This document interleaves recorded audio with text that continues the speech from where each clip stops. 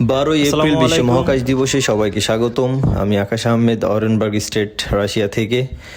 আমি যেই শহরটিতে অবস্থান করছি এই শহরের সাথে 12 এপ্রিল বিশ্ব মহাকাশ দিবসের একটি গভীর যোগসূত্র রয়েছে এবং রাশিয়া ও অরেনবার্গ এবং সকল সিটিতেই 12 এপ্রিলকে অনেক গুরুত্ব সহকারে দেখা হয়।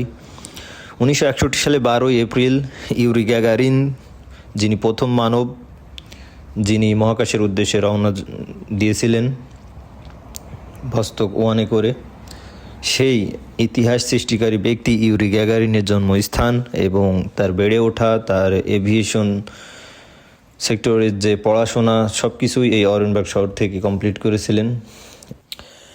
এছাড়াও অনেকগুলো বিষয় রয়েছে যেই সব কিছু মিলাই আসলে অরেনবার্গকে একটি ঐতিহাসিক শহরে রূপান্তরিত করেছে। এর মধ্যে বিশেষভাবে উল্লেখযোগ্য Europe Asia divide border line এবং দ্বিতীয় বিশ্বযুদ্ধের অনেক ঘটনা প্রবাহ, ওরাল রিভার, সব কিছু মিলিয়ে অরেনবার্গ একটি সত্যি চমৎকার এবং ঐতিহাসিক শহর।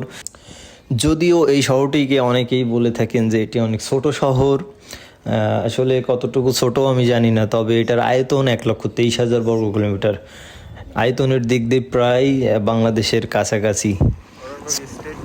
কিছুদিন আগেও এই শহরটি সর্বত্রই বরফ দিয়ে ঢাকা ছিল এবং সেই বরফে মোড়ানো শহরটি আজ এতটাই নিট এবং ক্লিন এবং এখানকার পরিবেশ এতটাই সুন্দর, সত্যিই চমৎকার এই শহর। আয়তনের দিক দিয়ে বাংলাদেশের কাছাকাছি হলেও এটা বাংলাদেশের মতো না। এখানকার মানুষ, এখানকার আবহাওয়া, এখানকার সব কিছুই অনেক সুন্দর। তো এই ছিল আজকের মতো আমার এই তথ্যবহুল ভিডিওটি। যদি আপনাদের ভালো লেগে থাকে অবশ্যই লাইক করবেন, কমেন্ট করবেন এবং